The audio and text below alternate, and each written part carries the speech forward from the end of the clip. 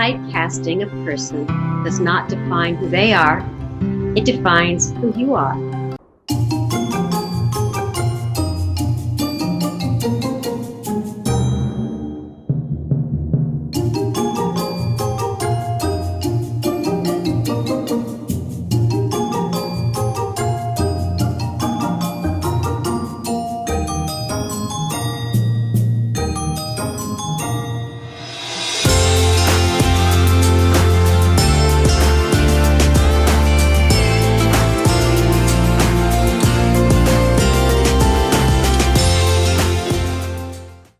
Welcome to this episode of Choose, where an actor, the therapist, pull up a couch on the stage of life to help you use your power of choice to avoid typecasting others. I'm Cindy Barlow, the actor. And I'm Wendy Rawlings, the therapist. Our mission is to remind you that you can't choose your challenges, but you can choose your responses. In every episode of Choose, we're about solutions. And so we offer a tool every time to help you move through your life and help you create choices for yourself and others. Life stage gets so crowded with people, situations, good and bad, that sometimes we get broadsided by something we didn't see coming. Someone didn't meet our expectations or treated a loved one in a harsh way. And during these times, we sometimes become very judgmental, and we typecast others. Yeah, most of our judgments are based on a limited set of facts. We just know what we see from the outside in. There's a great story that Steve Covey, who wrote 7 Habits of Highly Effective People, tells about when he was in New York riding a subway, and it was a quiet Sunday morning. Everyone was on the subway. It was nice. People were reading newspapers, talking quietly. And at one of the stops, a man got on with a huge set of children, and it just shattered the silence, shattered the quiet. And the kids were running up and down the aisle, and the man sat next to Steve Covey, and he just hung his head down. His eyes were red-rimmed. He looked like he hadn't had any sleep, or he almost looked like a homeless person. And everyone on the subway car was disrupted by these kids who just were completely out of control. And Steve Covey turned to the man and said, "Couldn't you control your kids a little more?" The man raised his head as if he'd just come to consciousness for the first time, and he said softly, "Oh, you're right. I guess I should do something about them. We just came from the hospital where their mom died about an hour ago. I don't know what to think. I guess I don't know how to handle it either." And then Steve Covey says, "Can you imagine what I thought at the moment? In that moment, I had a sudden paradigm shift, and suddenly, instead of being irritated about this man and his children, I was so compassionate and felt so bad for them." And he said to the man, "Your wife just died. I am so sorry. Can you tell me about it? What can I do to help?" And everything changed in that instant. When we understand all of the facts, instead of just what we see on the outside, we have compassion instead of judgment.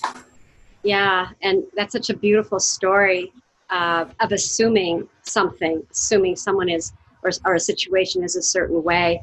One thing I love about children is that they're really open books and they haven't had preconceived notions.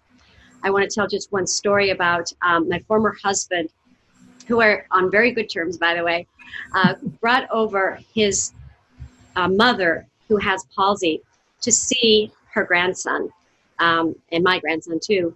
And he was about 6 months old. Very funny kid, just loved to interact with people. And when he brought her to where I was actually babysitting him, when he brought her over, she has palsy, so she's, just, "Hi, how are you?" And she was shaking her head. And my grandson, just because he wanted to interact with her, he started shaking his head too. And he's like going like this. And, my former husband and I looked at each other, and, this woman is just, high class all the way, right? And even proper. Yeah, so we were just looking at each other like, is she going to be offended by this? But she was having the best time, and they're both just shaking like this, and he's just shaking. And she had such a good time, and so did he. And that was the only time that she got to see her grandson, because she passed a month later. But for my grandson, he loved it. It's like, this woman has such cool movements, could not see any problem whatsoever. And that's just coming from, an open-ended curiosity. Right. The heart of a pure Mhm. child has Yeah. no judgment. And that's what happens when judgment is replaced by an openness. And that's also called building rapport. That's the best way Right. to do it. That's the best way to do it. Yeah. That's what we want to do. We want to, as much as we can, step back, get curious, and avoid judgment. Take judgment out of the equation. Because the interesting part of typecasting and judging another person is that when we cast them in a role, we also cast ourselves in a role. So when we cast that other person as an abuser, we cast ourselves as a victim. When we cast our friend as a manipulator, we cast ourselves as the manipulated. The truth is, we give up our choice about what role we're going to play when we typecast someone else. Yeah, so Wendy and I talked about a tool, and I have one tool that I really, really love, and I've done this with myself so many times, especially, when your heart isn't open to someone, you really do suffer. And so when you have a resentment towards somebody and you've cast them in a role, it doesn't do you any good. And, for myself, I'm all for getting rid of all that stuff as fast as I can.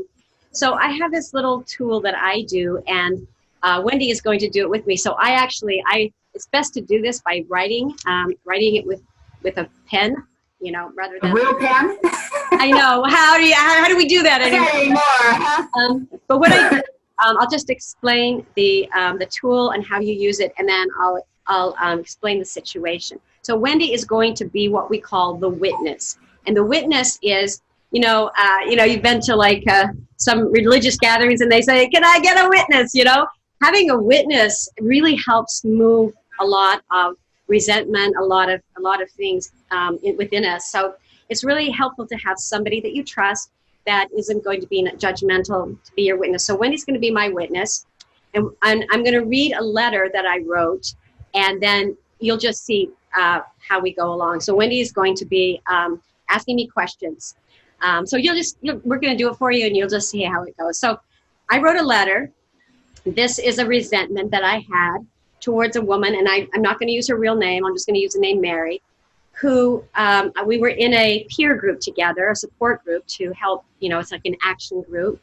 And every time I seemed to make accomplishments or, do well, she would get resentful, or she would make like passive aggressive comments to me. And then there was one time where we had an interaction, and I said something and just triggered something in her. And this woman was, I was already an author, and I hadn't been an author yet. So I was really excited to work with her. But she was in a time of her life where she wasn't able to work the way she wanted to. And so she had a lot of resentment about her life. And then it kind of felt like it was coming back at me. So that is the letter that I'm writing to this person. And so the idea is I write a letter to myself as if this other person was apologizing to me. And what this does is it allows the ego to have its day. It's like, this is what I want to hear, okay? So you write everything that you want to hear. So here it is, okay? Dear Cindy, I am writing to apologize for my behavior in our action group. When you shared your success, I got triggered and jealous. I said things to you that weren't supportive. I was not a good action partner. You had signed up to find a peer group to help you grow, and I was hell-bent on stifling that. I am sorry for my behavior, sorry for cutting you out and trying to cut you down. If there is anything I can do to make this right with you, I would like to know. Sincerely, Mary. Okay. So Cindy, how does it feel to hear this apology? Good. My ego feels justified. Words. Yeah. That's what happened, right? Okay. Yeah. So in this situation, what roles did you cast her in? I cast her as the shrew, the the person who was jealous, the person who didn't want me to succeed, the type that pulls you down, and also somebody that is offended by my success. Those are pretty strong roles. Yep. Those huge strong roles. They're passionate strong roles. Yeah. So what roles did you cast yourself in as a result? Just somebody who was trying to be good. I cast myself as someone who had good intent and, wanted to get along and,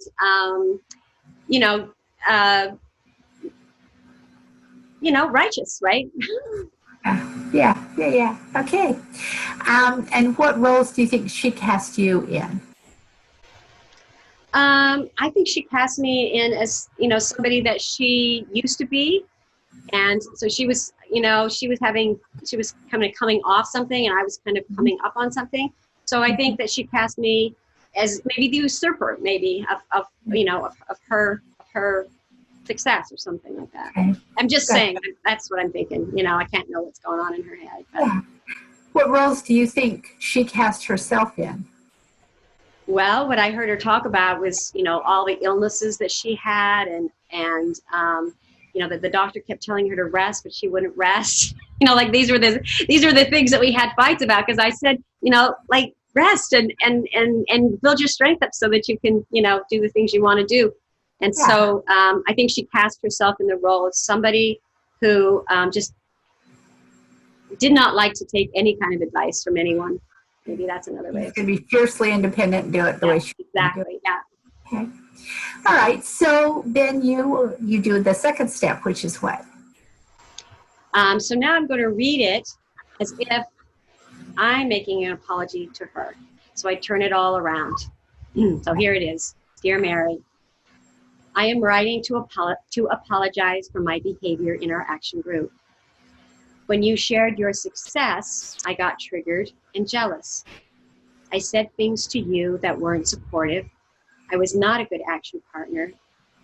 You had signed up to find a peer group to help you grow, and I was hell-bent on stifling that. I am sorry for my behavior, sorry for cutting you out and trying to cut you down. If there is anything I can do to make this right with you, I would like to know. Sincerely, Cindy. Awesome. So this time, with you apologizing to her, how does it feel to give this kind of apology? Well, it allows me to see the places that I did to her exactly what I thought she was doing to me. I mean, one of the things that I did, I thought she was being very passive aggressive with me, but one of the things I did is I just decided to get out of the group without really, working anything out with her. And I just kind of like, they call it ghosting, I just sort of left. Yeah. And so I didn't really, and I don't think that I was really listening to what she was saying. I wasn't supportive as she needed it. And she said, this is the way I need you to support me. And I didn't really listen to that. Okay, excellent. As you reread the letter this time from you to her, did you notice that you cast her in different roles than you did before? I think that in reading it, I think I cast her as somebody who was really needing my help and support. And I think that she was really excited to work with me in the beginning, and that I really didn't connect with her. So I think that I can see, that she was really hurting, so somebody who's really, really hurting. And I wasn't sensitive to that. So when you pulled back and you got a different perspective, you saw it on a bigger perspective. Yeah. You see different things that were probably more true than before. Much more true, I think, because there's always two sides, right? Right. Of course. And also, I felt my heart opening a lot more to her. That's awesome.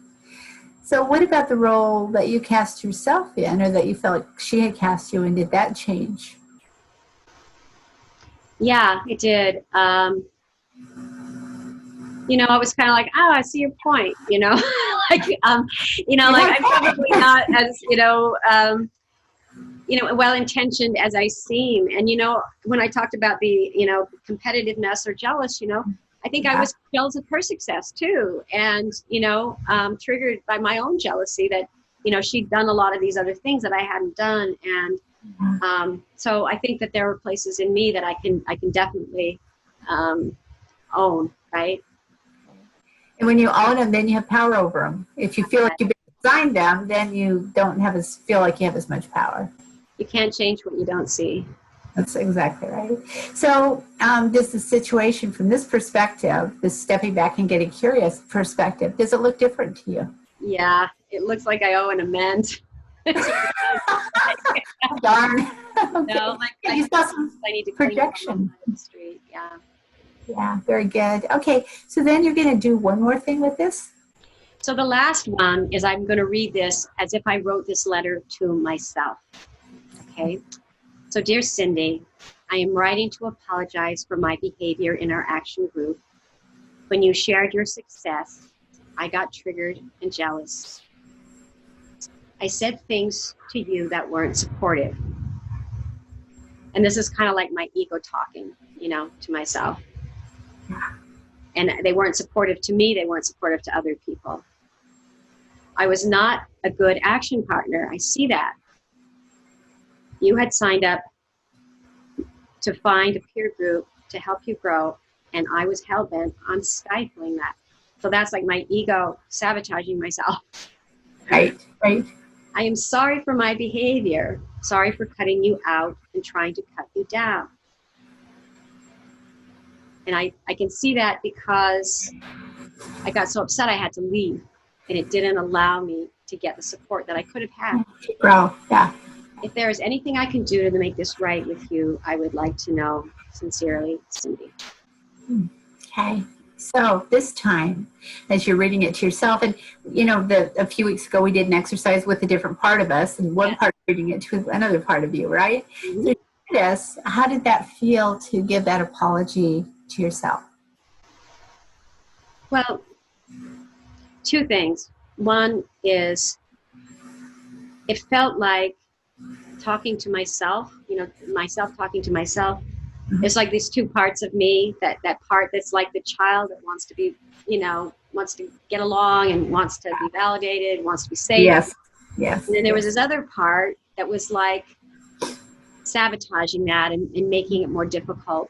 And so when I did it to myself, I got some deeper forgiveness and some deeper understanding of how I do the same things over and over and expect different results, and I also get to see where, when I apologize to myself, I also get to see where do I make amends to myself, where do I make those amends and not do this to myself again. So that kind of answers the second question and touches on the third. The second one is, as you just gave yourself that reread to yourself, did you notice recurring roles that you play out with yourself? Yeah, one recurring role is just the role of avoidance. I don't want to have any like fights with people, so I just avoid it. But then by avoiding it, again, I sabotage myself because, relationships are not pretty things. I mean, if you're really working with people, you got to like face up to, what's going on and listen better. So, so the avoider, the one who doesn't listen, who's not sympathetic, that's another role I can see. We have a saying in my business that relationships are messy, and you expect them to be, and you can just step back from the mess and evaluate it like you're doing here. It really does make more sense, and there's a lot of outcomes. Yeah, exactly.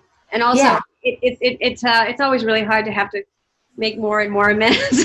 I guess you making more work for yourself, right? Even amending to myself, All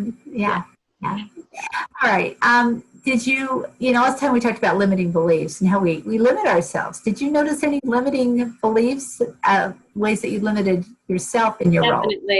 Definitely. I felt powerless over this woman. Like I had no power. Like that she, was just like, like rollerblading over me, like, and the limiting belief wasn't that I couldn't speak up for myself and that I couldn't, talk about how I felt because I had to be the nice person and, the agreeable person, rather than could I meet with her and let's have a real talk and maybe, as you said, have a messy conversation, but maybe get somewhere else. And also, I think the part that I do really feel bad is that, like to just like become invisible and just to like, that's not good for me. That's not good. It's not good for anyone. But yeah. Actors are not supposed to be invisible. That's never good for them. No, we don't. We should not be invisible. That's true. No. So from this perspective, does the situation look different? Yes. Like in what way? Incredibly different. It's like I'm empowered right now because I can see my part in it. And I can also not just see my part with her, but I see my part, how I do it to me. And like we said earlier, you can't change what you don't own. So it's like, oh yeah, and how do I make amends to myself is to stop doing that crap, That's right. So what role could you recast her in that would serve both of you better? Good communicator. Better listener, Yeah. Like I think it wasn't a Covey that says, first seek to understand, then to be understood, right? Correct. That is exactly just be right. an understander, and a listener, and also not jump to the conclusion. Like I have no idea what she really thought of me. I made all those assumptions, So to not assume and and to cast her in the role of someone I respect. Of somebody who deserves to be listened to, and someone I care about, that I truly care about. That respect, when we're able to step back from another person, that shows them a lot of respect. It shows them that we really care about them and see them as a person and not just as a foil that we are playing with, that we're, in relationship of some kind with. So that's a big one. So then what did that allow you to cast your role as? Someone kinder and someone more loving. And actually, like they say, you can have a lot of values, but can you walk your talk, So like one of my values is to really respect people and to really care about them and to show kindness. So it allows me to recast myself into that role. So in the end, how did you feel about swapping your first role for your second role? More empowered and human, like really like being a human being, like really being human. Love it. Connecting to my heart and connecting to other people. Yeah, connection's big, like we talked about before. All right, so the concept of stepping back and getting curious about the thoughts and motives of the other person that Cindy demonstrated in her exercise worked really well for a father and son who had typecast each other. And they didn't write letters, but here's what happened. A client of mine called desperate, and he said, oh, my son, I'm picking him up from jail right now. He was 16 at the time. I made sure that he spent overnight in jail because he assaulted me with 2 butcher knives. And I called the police on him. The police came, they arrested him, they took him to jail, wanted him to spend the night there and cool down and think about what he'd done. And the police were not going to release him to my custody because he was still angry. What he did was ramped up in his anger during the night, and they weren't going to release him unless he had a counselor to bring them into right away. And he said, can you see us right now? And I thought, no. But he was a good man, and I thought, yeah, let's give this a shot.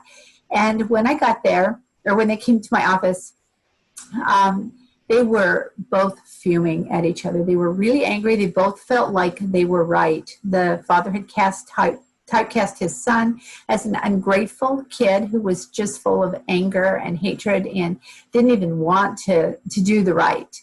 And the son had typecast his father as someone who did not listen, who was authoritarian, overbearing, and was determined not to understand where his son was coming from. And for purposes of making the story easy, let's call the son Tom. That way it'll just flow easier. So I sat them down, and they were both upset. They were both angry. And so I asked the son, I asked Tom to go out to my waiting room while I talked to his dad. And I said, look, both of you right now are just like two children having an argument on the playground. One of you needs to be the adult. And chronologically, Dad, it's you. And I just need you to be the grown-up here and just listen to your son. He's upset. And everything he's saying isn't true. Some of it's true, but not everything. And so overlook the part that you don't agree with and just be kind and be gentle with him. And let's see if we can mend the breach. And he looked at me, he says, Wendy, I cannot do that. I am just so upset. I just cannot do that. And so I said, well, all right, so let's do this. Let's pretend he's my son. And he has offended my husband instead of you. And you're just going to listen to figure out why he would do something like that. Can you do that? And he thought really hard for a few minutes. And then he looked up and he says, yeah, I can do that. So that's what we did. We brought Tom back in. He listened to Tom. And you could just see the wonder on Tom's voice as his dad listened. And he nodded. And he said, yeah, that must have been hard. Well, I can see why you thought that. And Tom was thinking, who are you and what have you done with my dad? And so just by stepping back and getting that perspective, the dad was able to listen to his son. And what that did for Tom is that he was able to know that his dad, or feel that his dad cared about him and wanted to listen to him. And so then he wanted to listen to his dad. And Tom at some point said, Dad, I know that you thought you did the right thing to put me in jail, but I don't think you did. And it was really hard. And I'm really mad at you. Why did you do that? And so it gave the dad a chance to explain to his son his reasoning. And the son didn't agree with it, but he said, I get it. I get that what you wanted for me was the right thing, the best thing. I don't like it. I wouldn't have done it that way, but I get that you weren't trying to hurt me on purpose. And so the two of them ended up hugging it out on my couch, and they went home. They had an assignment, a list of things they were going to do to not escalate each other. And this is a story that actually worked out. And they learned to step back, get perspective, get curious, and it really changed lives. And so this is a really important tool that Cindy has taught us. And you can find it on her website, which is www.cindyloubarlow.com. And I will post it on mine, wendyrawlings.com as well. So you can go there, you can see the steps, and you can write letters. You know, there is a quote that I'm reminded of in what we're talking about, and what you just said it's from Christian Conti. He says, avoid judging others because we all have a history. We all have experienced pain, and none of us will ever fully know the entirety of each other's stories. So true. So true. The tagline of this podcast is you can't choose your challenges, but you can choose your responses. And nowhere is this more true than in the area of typecasting. Choosing to typecast someone in a more positive way and yourself in a more positive way allows you the huge blessing of choosing your responses. What will you do this week to stop yourself from typecasting yourself and other people? How can you step back, get curious, and see the story a different way? How can you turn a challenging situation into a win for both of you? Yes, because remember, you are the author of your script, the director of your story, and the star of your own life. So you can play the hero, but you can also cast others in equally heroic co-starring roles with you. And we would love to invite you to do that. In fact, we'd like to challenge you this week to notice when you've cast someone else into an unfair or unsavory role, And notice when you cast someone, like as a perpetrator, notice that the only role that's left for you is the victim. And remember, in our last podcast, we talked about getting stuck in self-defeating roles. And Wendy, can you remind us about that? About self-defeating roles? Yeah. We have, when we limit our beliefs about ourselves or other people, we play those out by typecasting ourselves. And no matter what we do, we can't win. We can't win for losing. And then we don't let other people win either, because for us to get collaborative with someone else, we have to feel comfortable with ourselves first. And then we can help out other people. So it really is an inside job. And that's why it's important that we choose our responses. Using Cindy's tool as a jumping off spot, it allows us to recast ourselves. It allows us to recast someone else, so that we don't limit our progress and we don't limit theirs either. And I found it really empowers me, as I spoke about earlier, and it really gives me freedom. And I love freedom. I love feeling free. Last time we talked about this quote by Ian McLaren. People have heard this before, but I just want to, you must see I like quotes, but I do. I have a lot in my book. It's be kind, for everyone you meet is fighting a great battle. So we invite you to be kind and just see other people like from your heart. If you want some coaching or to participate in any of my online classes where you will learn how to recast yourself and others, you can find my academy, as I said, at my website, cindyloubarlow.com.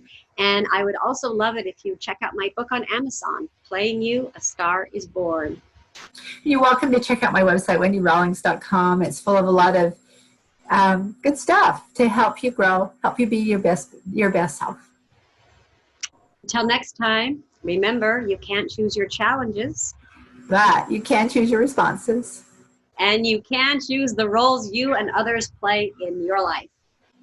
And please don't leave this page without subscribing and leaving any suggestions for future podcasts. We really love your suggestions. We'd love to hear from you. So just come hang out with us. Thank you so much. Until next time. Bye. Bye.